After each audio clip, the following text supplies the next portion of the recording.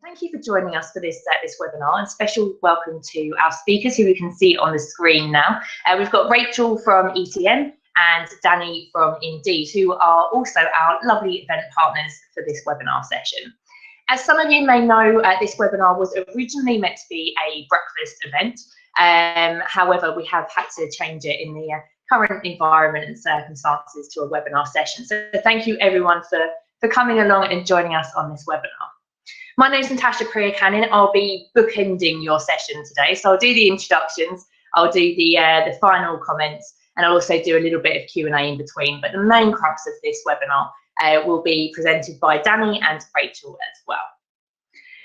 So today's webinar, as I just mentioned, is in partnership with Indeed. And for those of you who don't know who Indeed are, I'm sure there's not many of you, they are the #1 job site in the world with over 250 million unique visitors every month. I hope that stat is still in date, Danny. I'm sure you can let me know if it's not.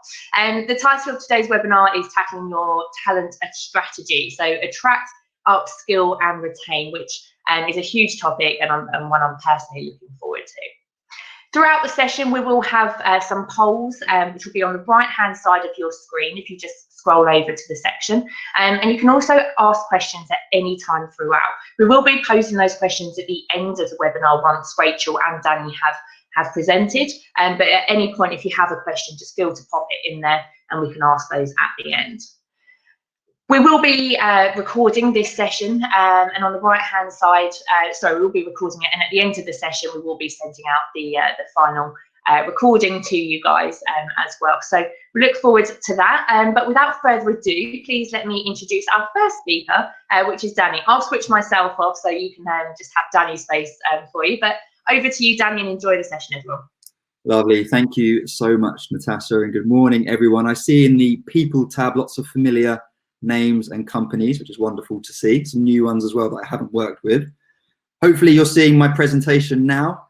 You can see it's entitled Diversity and Inclusion in the Workplace. I'll talk a little bit more about that title in a minute. But first of all, for those of you who don't know me, my name is Danny Stacey and I work as a recruitment evangelist at Indeed. Effectively think of me as a consultant. So I work with many of the largest enterprises across EMEA.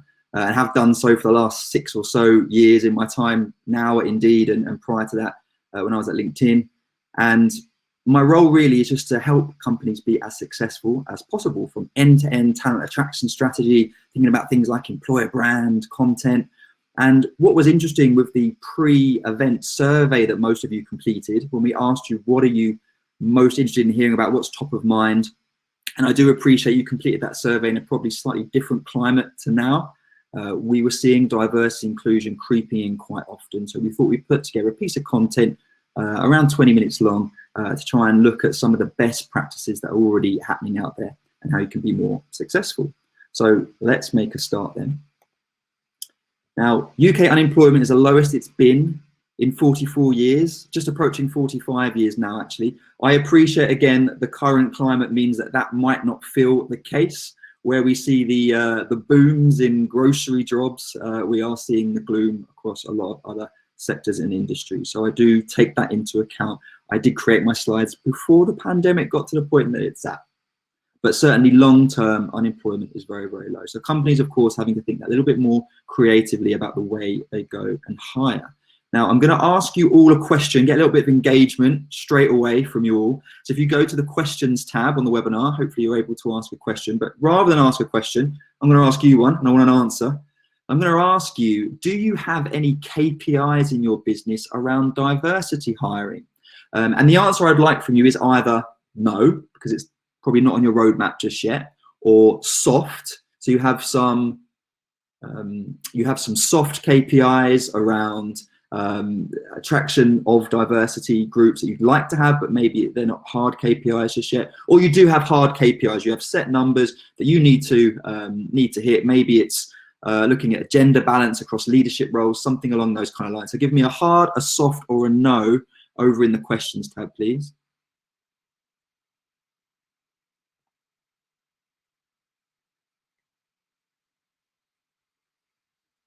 Lots of no's. And some softs creeping in. Didn't see any hards yet, or there's a lot of you commenting. Okay, great. That's good. That gives me an idea. So predominantly on the call today, it's most of you don't really have those KPIs just yet. Maybe you're thinking about it. Some of you do. Oh, yes. Female to male, 50%. Well, okay. Measure diversity, graduates, placements, yeah. And it will differ in different parts of the business. I recognize that as well. The questions I'm asking you are more for my own selfish needs. I like to understand what's happening in the UK right now. But predominantly, most of you do not have any set KPIs around diversity hiring. And some of you may be on the soft side. Now, why are we even talking about diversity inclusion? Well, I said it came up in the pre-event questionnaire that most of you had completed. When we take D&I, let's break that down. I think what they both actually mean. So inclusion, first of all, why are we talking about inclusion? Kind of seems obvious. We want inclusive workplaces, right? Well, I guess if it was obvious, we wouldn't still be having this conversation. I've been having this conversation with businesses for many years now, and it's still the case. When you have an inclusive environment, it's one that's open and welcoming to everyone, which should lead to a better, more enjoyable workplace to be a part of. And when we actually took the stats, and if Indeed will give you anything, it's data, what we found is that the culture of inclusivity at a company has a significant impact on the job seeker's decision to accept the job or not. And we actually broke this down by age groups. I think some people maybe sweep inclusivity under the carpet a little bit more than they should and think maybe it's just for, well, Gen Z want it, but maybe our older, more tenured workers don't. Actually, from the data that we see, it's something that's of interest to all age groups within your workforce. And for those of you jotting down notes very quickly, you will receive all of the slides after this webinar. Good question, James. How will people know about inclusion before joining? That's part of your employer brand strategy, I hope. Maybe we'll get into that on the Q&A at the end of the webinar. So inclusion, of course, is a prerequisite for diversity. You can't really have diversity without the inclusion piece in place. So why is diversity important? Well, 69% of millennials that Deloitte spoke to said that they would stay with their organization beyond 5 years if they felt that organization was inclusive. Okay, if they felt their organization was inclusive and diverse, they would be 69% likely to stay with that organization beyond 5 years, versus only 27% of the millennials that said that they would stay beyond with their organization beyond 5 years who didn't feel they worked for a diverse and inclusive workforce.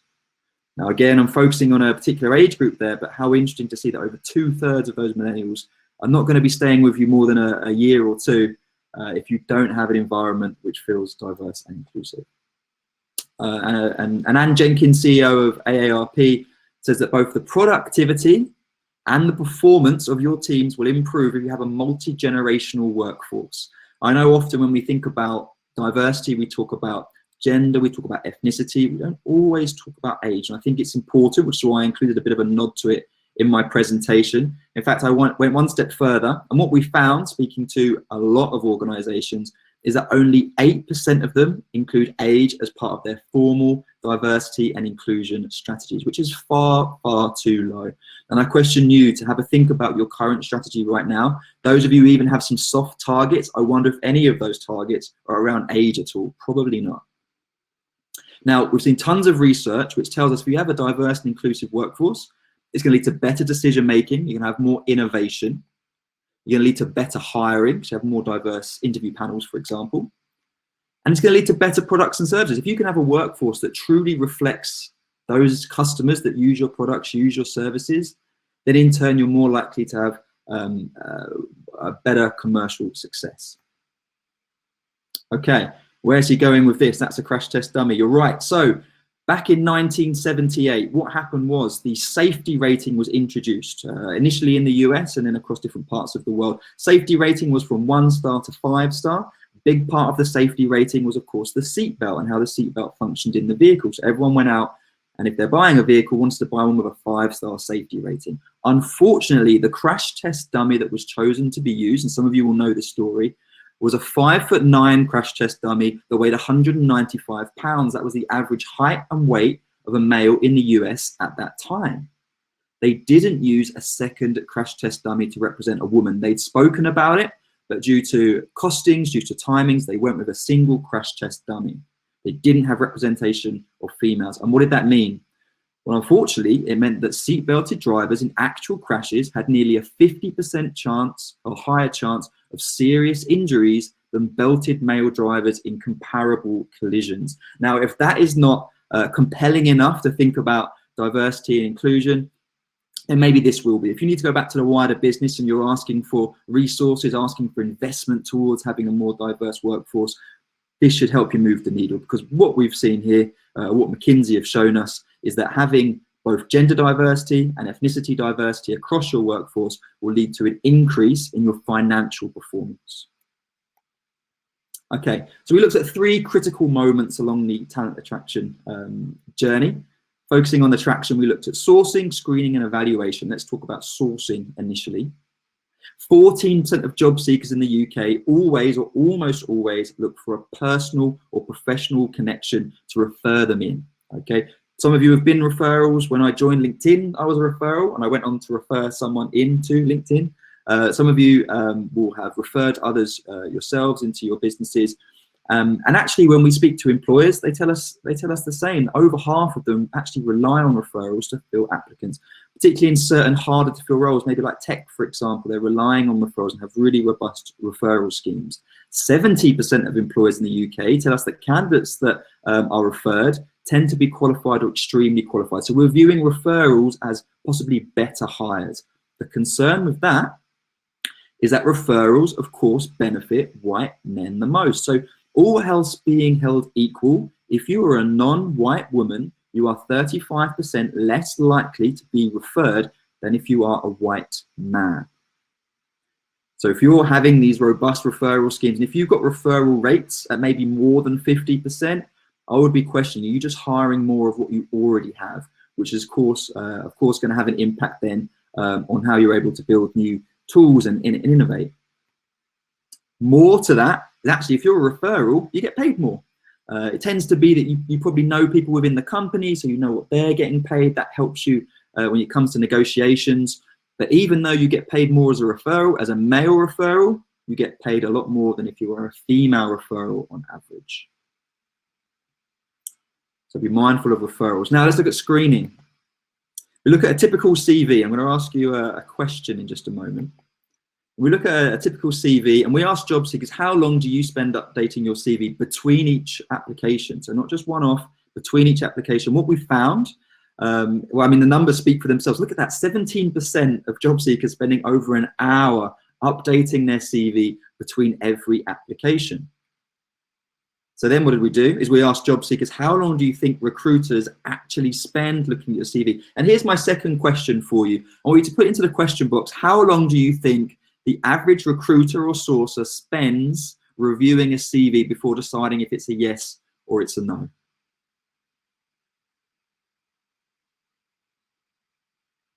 Let's wait for some of the answers to come through. So how long do you think? 15 to 20 seconds, 30 seconds, 7 seconds, 1 minute from Alison, 2 to 5 minutes. I love that some of you have 2 to 5 minutes, by the way, to review every CV. Maybe you're not getting the high volume that you'd be hoping for. Some of you, a lot of you actually saying 1 minute, shorter times. Well, of course, I have the data to show you. When gaze tracking technology was used, that's recruiters wearing the funky glasses that look at where their eyes are on the screen and how long they're spending looking at different things. Sadly, what they found is that the average recruiter or sourcer is only actually spending 6 seconds per CV when reviewing. Of course, that's different ends of the scale. Some CVs will require longer to be looked at, whereas others, they might be making that decision actually in only a couple of seconds. And what can they possibly look at in 6 seconds? Well, they're looking at the name. They're looking at the previous company and job title, position start end dates, looking for gaps in employment, and they're looking for the education. Where did that person study? 80% of their time is being spent looking at those things. And what happens is when we're making quick decisions, we risk missing nuanced clues about candidates' skills and experience, relying instead on stereotypes and social signals. We're looking at biasing information effectively, and is that really telling us if the job seeker is right for the role? Great study by the BBC, took the same CV, but just changed the first name between Adam and Mohammed. Sent it out to 100 postings. What did they find? Well, unfortunately, they found that Adam was 3 times as many had as many interview invitations as Mohammed, and Adam was contacted by recruiters, so direct sourcing, twice as often as Mohammed. And the only thing that had been changed was that first name. National Centre for Social Research, it's a step further in terms of volume. So this time 3,000 CVs going out to 1,000 vacancies using the names Nazia Mahmood, Mariam Namagembe, and Alison Taylor. What did they find? Well, applications with a white-sounding name were 74% more likely to receive a positive response than those with an ethnic minority name. So we looked at the sourcing and screening. Now let's look at evaluation. Is it possible to guess the outcome of a job interview simply by observing the interaction between the interviewer and the interviewee? This is a study ran by Tricia Prickett, if you're aware of it. If you're not, Google it, check it out. She found that an observer, this is just any observer, this is not a psychoanalyst or an expert, this is just any observer, could predict whether or not the interviewer would be offered the job from watching just the first 15 seconds of the tape. No sound, just watching a handshake, a hello, very little else.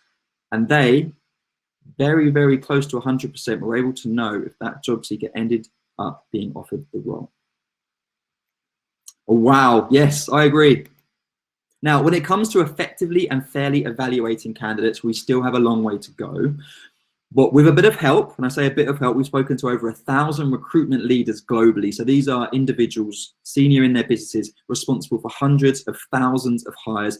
And with their help, we've developed 4 strategies to help organizations reduce bias and focus on greatness. Strategy number 1, focus on skills and qualifications by hiding some of that biasing information.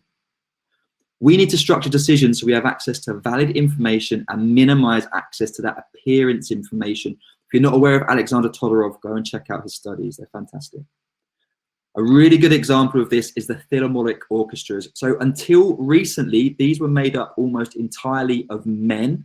So what would happen is musicians would come to the auditions, they would play their piece, and it was almost always the male chosen over the female for the orchestra. So they introduced blind auditions. They dropped a big curtain down and had musicians play their instrument from the other side of a curtain. Now, the first time they ran this, it was still heavily weighted towards males. If you don't know this story, it's because they were wearing shoes coming out onto a hard floor, and the interview panel could tell if they were a male or female based on if they were wearing high heels, which is a real shame, right? So they reran the study, this time in bare feet, and what they found, don't be surprised, women can play instruments just as well as men, and actually now Philharmonic orchestras seem to be a rough 50-50 split, which is a really fantastic thing. Think about blind auditions. How can you implement something like that into your own talent attraction strategy? Now, private and public sector organizations are getting better at this stuff, particularly in the UK. I think we're not doing too badly, but we've got a lot more to do, taking out some of that biasing information. So what do we find out? Well, the majority of employers are hiding at least some application information. Hopefully you are not sitting there in that 38% bucket of not removing it, but 41% removing gender, 31% removing the address, and 30% removing the last name. That's taking it out of the CV either before it gets to a recruiter or certainly before it gets to a hiring manager, because they'll have their own unconscious biases, of course. Clifford Chance did a great piece of work. They actually stripped out the educational background from CVs before they went off to lawyers, to hiring managers. And what they found from their most recent intake of 100 graduates is that suddenly their trainees were coming from 41 distinct institutions, a 30% increase over past year's university representations. So, of course, as we know, hiring managers, they look for the university they studied at. They look for the ones that they know are maybe a little bit more prestigious, the Oxbridges of the world, and maybe we're overlooking candidates that could have been perfect for them. Next up, gather diverse opinions.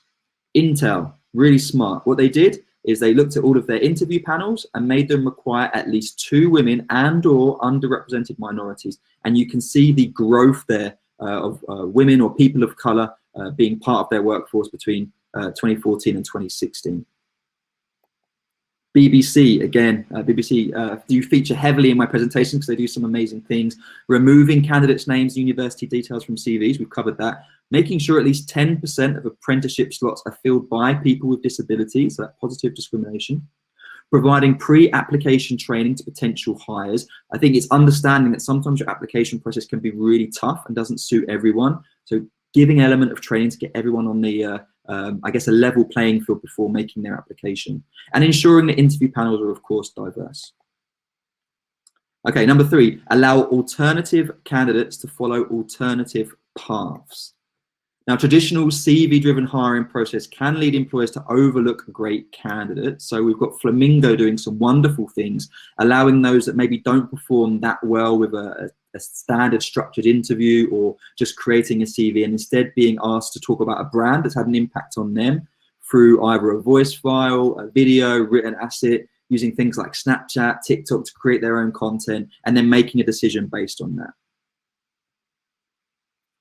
Here at Indeed is the only time I'm really going to mention Indeed today, but I would say that we pulled the university requirement out of 3,000 of our roles, and we're trying to remove it from the remainder of our roles as well. And number 4, design an evaluation process that's predictive of performance. Now, if you're familiar with the workings of Frank Schmidt, great. If you're not, check him out. He looked at the last 100 years of recruitment practices, did a lot of research. He pulled out these 31 discrete selection predictors. So a lot of these you'll use, some of them you might not. But what he did is actually looked at them, decided, are they indicative of performance? Do they tell us if a candidate is actually going to be any good at the job or not? Well, he put it across a map of predictive ability like this. And what did he find? Well, age, no surprises, doesn't really tell us if someone's going to be any good at the job or not. So why are we looking at dates of birth on CVs? What he did find is things like years of education, job experience, extroversion, didn't necessarily have much of an impact. I'm happy to see that because I'm not the most extroverted person, I'm quite introverted. This is the real engine room of your recruitment process, and in the interest of time, I'm going to go a little bit quicker over the next couple of bits. This is the stuff that he found was most predictive of performance. So the interviews, of course, and then using a general mental ability test. But let's remember, it depends on the role. If you're hiring warehouse operatives, you might not necessarily need them to pass a GMA. But if you need someone to run that warehouse, to manage that team, to look after the logistics, possibly they do need to have passed the GMA. So what he found is kind of the ideal equation was a GMA test, an integrity test, so maybe a series of situational based questions, and then a structured interview led to increasing the prediction of accuracy to 78% or more.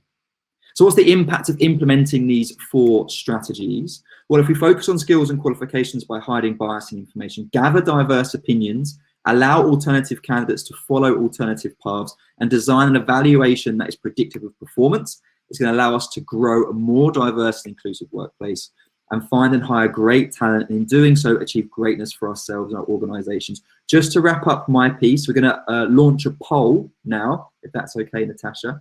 So if you click on the poll tab, you should see the poll appear. And effectively, what I'm looking to find out now is if, in your opinion, your work environment is already diverse and inclusive. So let me know. Yes, it is. That would be great to hear.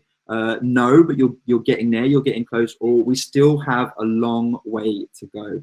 I'll let you pop your answers in there as I hand over back to Natasha. And if we give it a few seconds, maybe you can give us the results, Natasha. Yeah, absolutely. I'll leave it up for a little bit. It's as soon as you start revealing the results on a live poll, they change dramatically anyway. So I'll leave it just a minute or so, just so we can get that one on there for you. Great. Great session, Danny. Thank you very much for all the insight. Lots of stats and data for different people. You're going to be sharing the slides as well, aren't you? So obviously we'll have the replay, but there will be the slides as well. So for any of the data points or the suggestions that Danny made on quite a few of them to have a look at, we'll be able to share those. Okay, so it's actually quite tight with the offering a diverse and inclusive work environment. 42% of people are saying that yes, they do offer a diverse and inclusive workforce. 37% are saying that no, but we are getting there, and 19% still think they have a long way to go. But the first step is knowing that you have a long way to go. So at least you're challenging yourself and asking those questions already. So thank you very much, Danny. That was really insightful. Feel free to carry on answering the poll, and we'll do that in the roundup as well. So without further ado, hopefully Rachel is there for us and she'll be able to share her slide deck. Hello, Rachel, there you go. Okay, so I'll be handing over to Rachel from ETM, who's going to be focusing a little bit more on the retention and the upskilling section. So over to you, Rachel. Look forward to your session.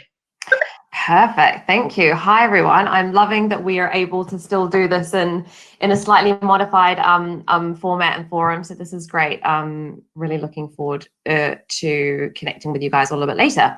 Yeah, I mean, I'm talking on a slightly sort of a different theme to Danny, a bit more about retention through upskilling. I am going to share my slides now.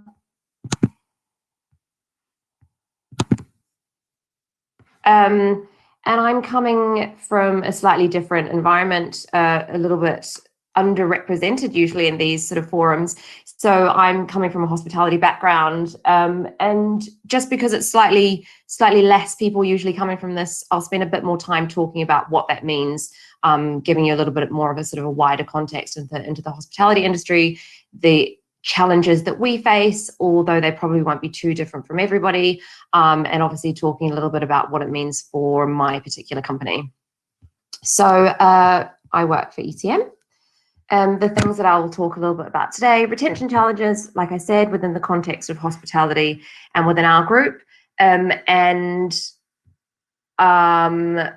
plans that we looked at about improving our retention with a focus on upskilling, which I think is really what we wanted to touch on today. Challenges within that plan. We had some other things sort of going around in the company at the same time as I was putting in the training and the learning and development side of my strategy that also helps. So I'm going to dig into kind of the wider contexts of what we were doing that helped with culture and retention. I am going to spend a little bit of time talking about how the industry looks now. Obviously, we've had a lot of shift in the last sort of couple of weeks or so, and I think it's important to just acknowledge that now. And then I will do a little bit of a summary of the learnings, things that we would have focused on anyway this year, but certainly with a little bit more of a slant and how that's shifted in terms of what's happened in the last few weeks. Obviously, the news has been really big. So this is me. I've been working with ETM Group for about 18 months. I have a long sort of hospitality specific background, so that's really my passion. It's what I love to do. I'm in it in my personal life, eating out, drinking a lot. So that is certainly what really keeps me interested. And I have been in this sort of recruitment space for about 5 years. I work for ETM Group. We are a London hospitality group. We were founded in 2000, so been around for a little while. We are currently at 13 venues with about 540 employees. Not a massive business, obviously, but we're looking at an annual revenue of about 32 million. So just to give you a little bit of background into hospitality, like I say, I'm really conscious that this is not often it doesn't often make a large sector of the audience in these kind of events. So perhaps you might know some. I'll just make sure that I kind of dig into it a little bit for you. The hospitality industry is the third biggest private sector employer. I don't know if that is surprising to you or not. Obviously, London is an incredibly competitive industry. There's so much going on. There are a lot of companies really trying to be the best employers. So we are constantly having to try and think of ways that we can attract talent, which is really, really challenging because there is so much competition. But we really have to try and be innovative about the way that we make ourselves different, and that can be quite difficult. Just in terms of the challenges that we have in attraction, there'll be some here that are slightly specific to hospitality, although they won't be totally irrelevant to other industries. So first up, inflexibility of working hours. You know, we're a very old school industry in many ways, is that we cannot sort of capitalize on the flexibility of working that other companies can offer. So for example, there just isn't that much that people can do from home. Obviously that's something that people within certain parts of the business can do, you know, head office functions and support functions, for example. But, you know, we cannot ask people to pour pints from their house. We cannot ask people to, you know, people just aren't able to serve guests if they're not at the work, you know, at the actual workplace. So there is some inflexibility there. Unsociable hours, I'm sure that doesn't surprise you. Obviously, again, it's the same thing. You know, we're working in an industry that is based on when other people are having their social hours. So we cannot offer, you know, the peaks of our business are in the evening, the peaks of our business are on the weekends, and that can be quite challenging for people who want to get a sort of a balance and have their own spare time as well. And then there's a big part of it, which is that hospitality is not seen as a career. So while there are some incredible people who've made some amazing careers, and there's lots of different ways in which the industry sort of goes into different, you know, different segments, and people are in head office roles, or, you know, there's a lot of career progression that can happen. I guess in the proportion of how many people are working within in the industry, that's quite slim. And it just isn't necessarily the industry that people are necessarily either going for of their own accord, or certainly the industry that parents might want to push their kids into. You know, I have a 5-year-old son who loves cooking, and I'm just dying for the day that he's going to tell me he wants to be a chef. So I certainly feel that from, you know, from the perspective of as a parent as well. These are not the only issues that we have, but these are certainly the biggest kind of challenges to attracting people into the industry. Sorry, just trying to remember to change slides here. So just to give you a little bit of a background into the company that I'm working for now and the challenges that we are facing in terms of that attraction and the retention piece, and to give you that broader outline as to why we decided to do sort of the upskilling piece. This is the current ECM collection. So as I mentioned, it was founded in 2000, two brothers who opened a gastro pub. And it's grown and evolved and sort of fluctuated since. They've got some sites, they opened some sites which are now not open, they've opened more, and they really sort of have diversified what they were originally doing from the gastropub side of the business. So when I joined the company, as I say, about 18 months ago, the prior 18 months, there had been quite a significant change, some quite significant changes in the group already that made it, you know, made it kind of a crucial time to come in and start looking at people and retention. So the infrastructure had become more complex and more corporate, with 3 new director level appointments. And the style of venue that had been opened in the previous years had shifted from the pubs that had made ECM's earlier portfolio. So we'd opened some much bigger venues. We'd kind of gone into these sporting venues. We were doing concession within hotels. So we'd opened 3 concession outlets within a hotel. We'd done this kind of big all-day venue on the edge of a major retail outlet. So we had opened up at Westfield at White City. So the company had shifted quite a lot. And what that meant is that as it had also grown, we had doubled the headcount. So the business now looks like this. We have these kind of high energy sports bars, what we call beautiful, elegant experiences, all about dining and cocktails and beautiful surroundings. And we do sort of heritage dining, which is all about that great British classic pubs, which is really where we started.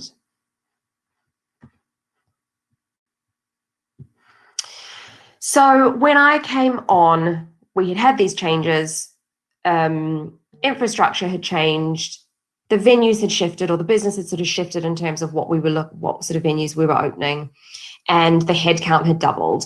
So in short, the company had experienced quite a shift and the employees were really feeling it. So the challenges that we faced, the retention challenges that we faced at that time, and this was all kind of about the way that it was impacting on culture, meant that when I came into this head of recruitment and retention role, obviously that was really the focus. The retention was, the recruitment was something, you know, that was ongoing and was kind of being amplified by the fact that we had such a high turnover, but they acknowledged that we really wanted to concentrate on the retention side of things. So when I was brought in, it was a role that had previously been head of recruitment, but they had changed it to head of recruitment and retention. So like I said, that focus was already in place. And I highlighted the things that we needed to do in terms of sort of jumping onto those retention challenges, much around training. So actually, a couple of months after I joined, we had a bit of a change in the infrastructure of the HR team, and I actually sort of officially took over the L&D side of it. And for me, that was really a blessing, because it meant that I could really concentrate and own everything that we did L&D, which I knew would take a real make a real dent into the turnover numbers that we had, or retention. We actually look at retention by measuring turnover, so that I'll probably talk more about turnover numbers. So what we needed to do was we needed to upskill for service consistency.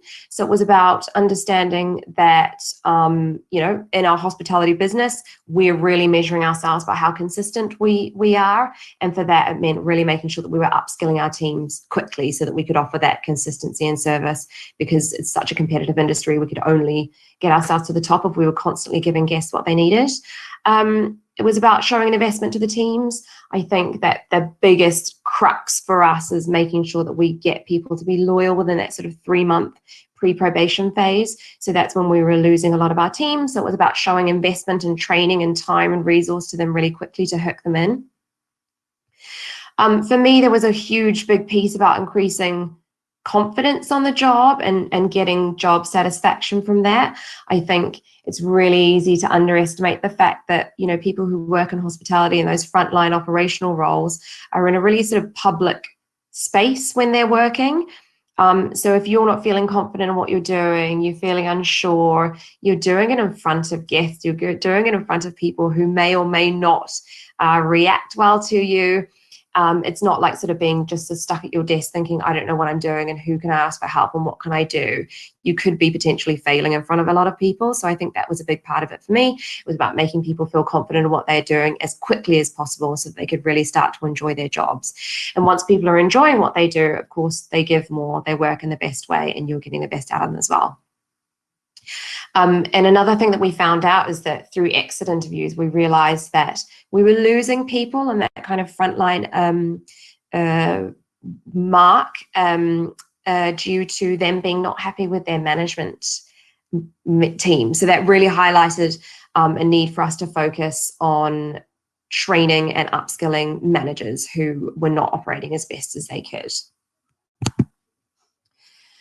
So there was obviously going to be a few challenges into how we did that. So at the outset, it was about me looking at how we do that without forgetting all the challenges that we were also going to be having on the attraction side, and making sure that we were still operating in the best way possible to get people in, while also looking at how we could really strengthen the offering of training that we gave to them once they were on board.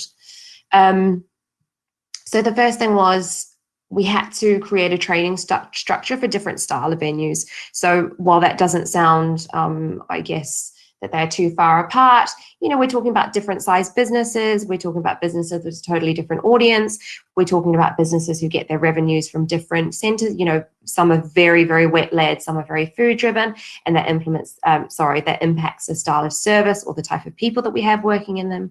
They're totally different audiences. So it was about being able to create a training structure that could kind of sit across all those businesses.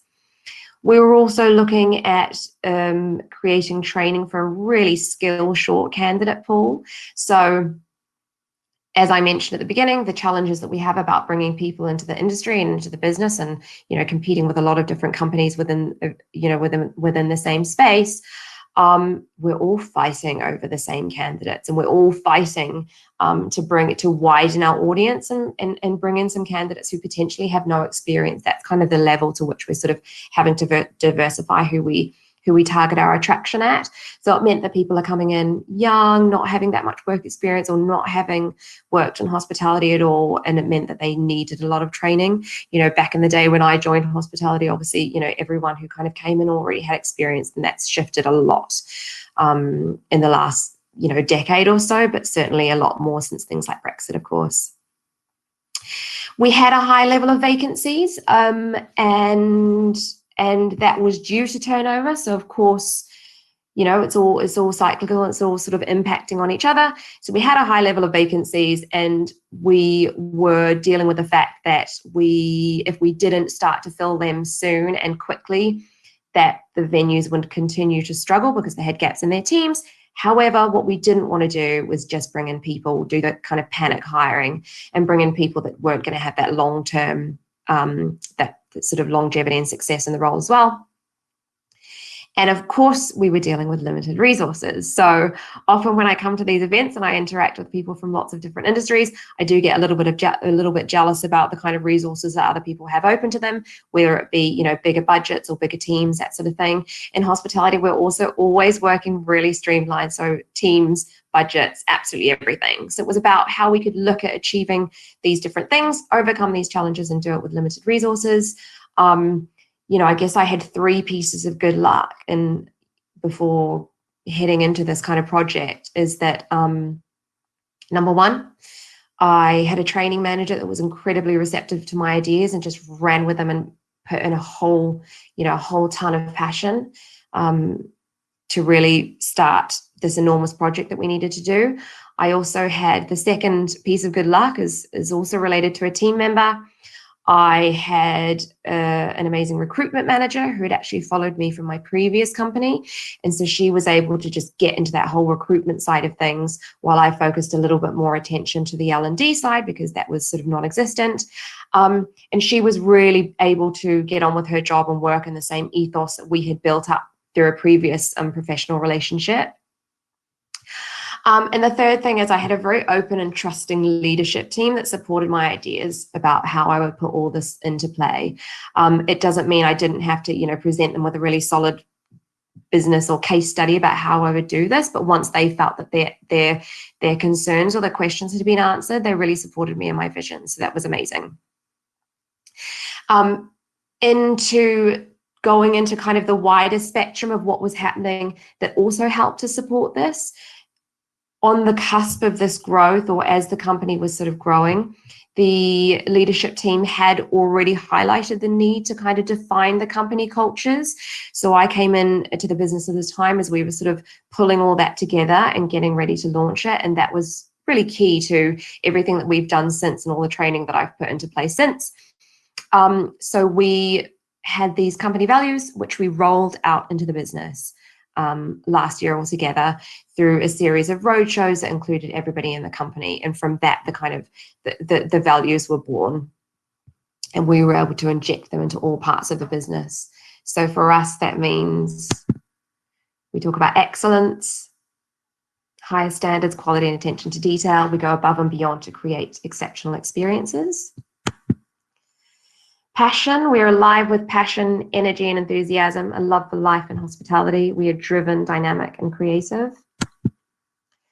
Integrity, we believe in fairness and honesty, a respect for those around us and for our craft. We work collaboratively and support each other to make a difference. We do not stand still. We are ambitious leaders, innovators, and challengers, always evolving and striving to be better for ourselves, our team, and our guests.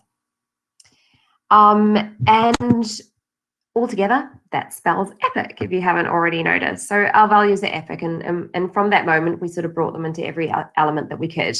For me, what that meant was that sat at the basis of our training structure, which provided clarity of purpose for what we were trying to achieve through training. To overcome the limited resource of our training department, which was one training manager, half of myself, essentially, although probably it was 2/3 for last year. And we do have an online training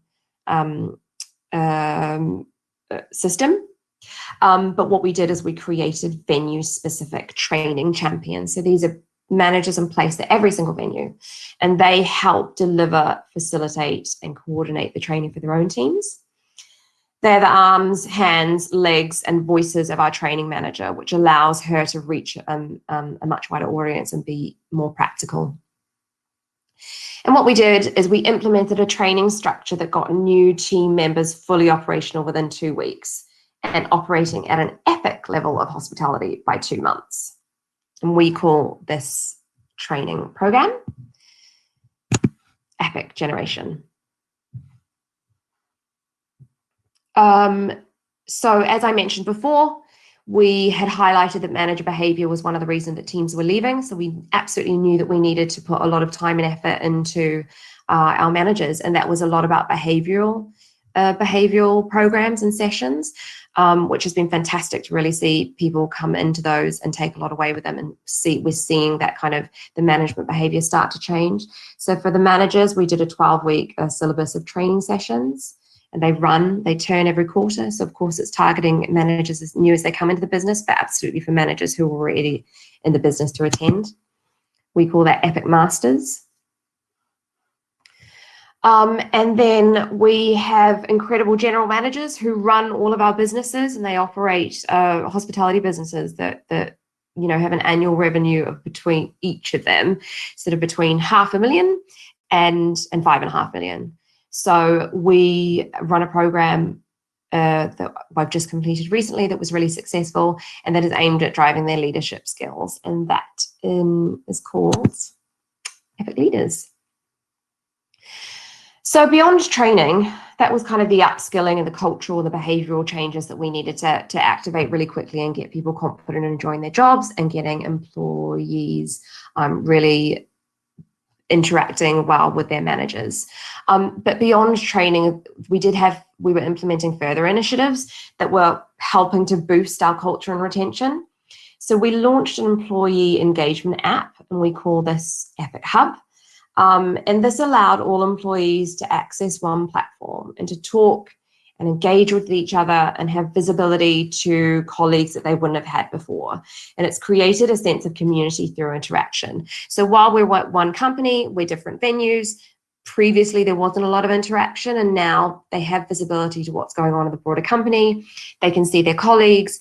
I did a whole series of getting to know your colleagues, where we do quick fire questions to people in the business, either new or potentially people that they might have seen in and around but don't really know what they do. And we use it for all sorts of things. It's sharing information. Like I said, it's visibility to all people in the company, and creates a sense of community amongst 540 employees. I think it's really important to understand that sense of interaction, community, the sharing, the communicating with one another is really important. We have a lot of young people in our business. We have people that may or may not have that much of a sense of social network in London. A lot of people who are not from London itself. And I think that even just within the hospitality industry, with those kind of anti-social hours and things like that, people are not necessarily living within the kind of normal spectrum or routine that a lot of other people will live in, and need to find ways to interact. And of course, everyone loves this kind of social media presence, and that is the way that our engagement platform works. It's very sort of social media based. So just to give you a little bit of a snapshot into what, for example, our hub looks like, it's kind of obviously at the moment we've got sort of health and safety things about coronavirus up there, just making sure that we're looking after our teams and they have ways to access important and crucial information. But this really works in kind of a social media way. You're going to scroll through a feed, and there's also a place there that houses a lot of information. So if they need information, they can jump on it really quickly and find the information that they need, as well as looking at things like their pay slips and their rotas and stuff. So this came into play very much along the same time as we were sort of implementing all this training. So it just kind of helped to shape all the different ways that we were strengthening this culture alongside our values and talking with our employees. Something else that the hub is really used for is it serves as a platform for reward and recognition. So again, one of the sessions that I run for our managers is talking about the people that make up our workforce to help them be better managers. And one of the sessions that we do is talking all about, our Gen Z employees. They love feedback, and this platform for us has allowed us to give a lot of very public feedback. So if someone is doing something amazing, we can tell absolutely everybody. And it can be both ways. It could be a team member shouting out to a manager. It could be a head office shouting out to someone who made them a great coffee. It's absolutely goes in each direction, and it's open to absolutely everyone. And we started this shout outs channel, which is where we just praise people. So this is just one example, with a hashtag, which is Everyday Epic. So again, referencing back to our values, just to make sure that we're always integrating that into everything that we do. Another fantastic benefit of this hub, of this communications and engagement platform, is that for the training, it means you're constantly having reminders of that there. So we talk about training, we have pictures of training, we of course, that's where we house the information about when we're going to be having training, and it just means that is constantly revisited for everybody. There's a constant sort of messaging about training that makes up the content of whatever's kind of coming through on a day-to-day basis. And we have continuous training insights aside from those tiers that I mentioned, which are Epic Generation, Epic Masters, and Epic Leaders. We also do ad hoc training as business arrives. We do day-to-day training sessions in each venue twice a day through what we call pre-service briefs. We have monthly masterclasses, which are open to absolutely everyone in the company, just to keep everyone's passion alive on food and beverage, and that's open to absolutely everyone. And so training has just really become part of the way that we talk, through the hub, but definitely in conversations. It's slipped into our way of talking. These terms, Epic Gen, Epic Masters, Epic Leaders, is just terminology that we throw into conversations all the time. And in a matter of months, we've really just felt that dial moving, and we've seen it moving, and we're looking every way of sorry, just distracted by a question there. I'll come back to that in just a second. So yeah, just really making sure that we're talking about training all the time, and it comes into absolutely everything that we do, and really bringing it back to our values. I will come back to you on that. I've just had a question about the engagement platform, or I can answer it now. It's called Fourth Engage. So yeah, it's an app, and it's actually provided by a company that we use a lot of kind of their software from. So with our values as a reference, which kind of shaped everything that we did around training, what we also did was use that as a reference point to change our formal review system. So our appraisals are no longer called appraisals. They are called How Epic Are You? So as each employee is trained to these values, our Epic values, so they are assessed to our values. And that just continues this theme, always reminding people what we're trying to achieve in our values, how they can deliver that, and that we measure them on how closely their behavior attributes to that. So I think all these things were kind of very thematic around this time that we were making this change in training, and very interlinked, and allowed us to really kind of gain traction and make sure that we were moving in the right direction in terms of looking after our employees and increasing retention. So in the 8 months since the training launched, and all those other kind of things that came into play, but I guess we're focusing on the upskilling part here, is venue, I don't know, I think I've put a typo in there, but nevertheless, venue team turnover improved by 27%. So like I say, we look at retention, but we kind of use the turnover as a calculation.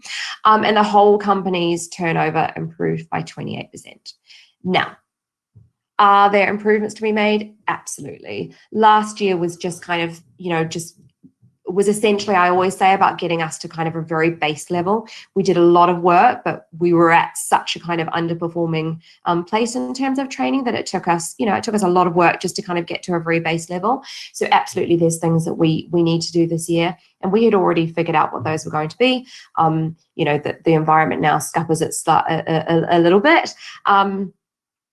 But in terms of the things that we needed to focus on already for this year, better monitoring and measuring of training, and stricter consequences for non-completion or failure. We have a great online learning platform, but it was about strengthening that, making sure that the collateral that we have to support the training that we do is as good as it can be, and reviewing that and making sure that people can reference that at all times and keep up with that training in a very high level digital kind of function. We need to develop a wider network of highly skilled trainers in the business. I love training, and I do it every week. And I've got a fantastic training manager who is just really integral to this, and she loves training and does a lot of it, but it's about kind of spreading out those highly skilled people who can deliver that training as we can. And it's also about increasing the spectrum of our training, so that we can touch different audiences within their business and really put it to the entire business. We're very much focused on the operational people now, because they make up a big chunk of our workforce. And so I think it was right to focus on them, but we would love to offer incredible training to everyone in our business. So I guess that kind of brings us to where we are now with the current landscape. Obviously, Natasha and I were talking earlier, and it's affected absolutely everyone and every business and every, globally, everyone's been affected. Certainly hospitality has taken a big hit. We have had to make redundancies. We started closing venues from March 17th until we were forced to close them all on March 20th. We've not been able to offer people, all of our sort of frontline team members, we didn't have hours for them. The most frightening thing, I guess, is we don't really know how long of this is going to last.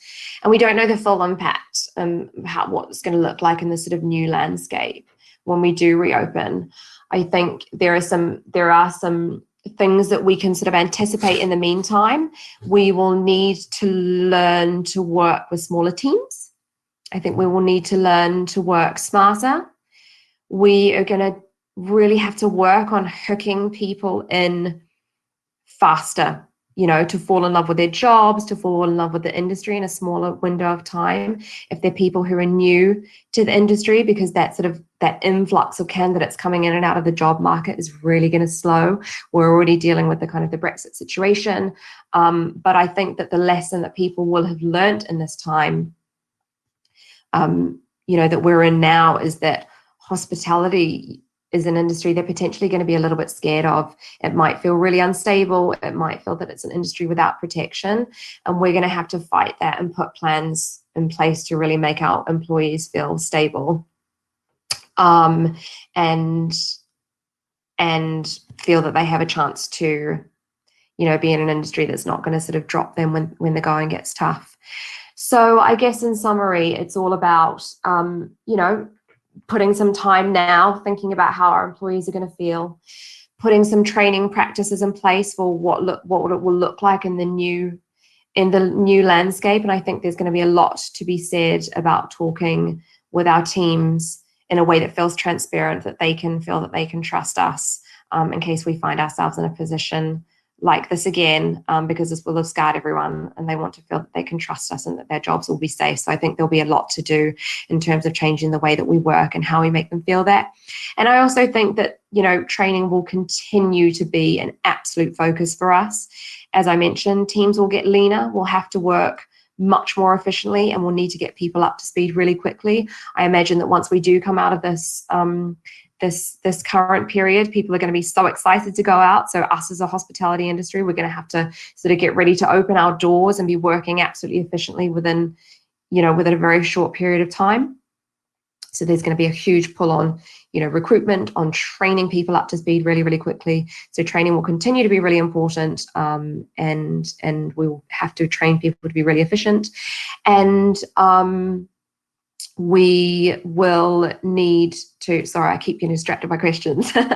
And people will also want to make sure that there is that career progression for them, because it looks that when you're at kind of the higher tiers of the career, potentially you're a little bit more safer in these instances. So I think people will want to know that while they're happy to come in potentially at that entry level, how quickly can they get to a place where, should we find ourselves in crisis mode, they're a little bit more protected than people who are working just sort of frontline in these hourly roles. So that's it. I'm just going to answer a question here. Are you doing anything from an engagement perspective currently while employees aren't able to work? Yeah, absolutely. Thankfully we have this hub, so we are able to reach out to people. So it's about advising them, just keeping them up to date, so they have a way of having communication in regards to latest updates. We are sharing with them things like options that they have for other work. So for people who are not working with us right now, because obviously our venues are all closed, we're sharing information with them about how they might be able to take on other jobs in the meantime, things like that. And yeah, we'll continue just to engage with people and make sure that they're not feeling one, out of the picture, or they don't have the right information, but two, feeling that they can link in with us. There's great stuff going on within the hospitality industry because we've got so many of our peers experiencing the same things, and people are coming up with really great initiatives, from making sure that trainings and information is still able to be accessed, obviously online.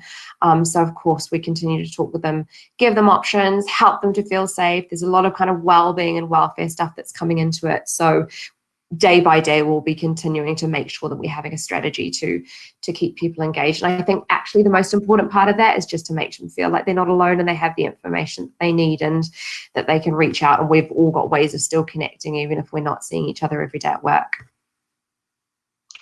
Excellent. Thank you very much, Rachel. It was really insightful and really good to understand kind of what you guys are doing, especially in these as you just mentioned, these really challenging times. And we are nearly out of time, but I actually just have a sort of final question for Danny. I mean, you would have seen perhaps a decrease in job adverts going out, a little bit of perhaps a recruitment freeze, but actually this is probably the time where a lot of candidates could be sitting at home going, actually, I need a job. I want one.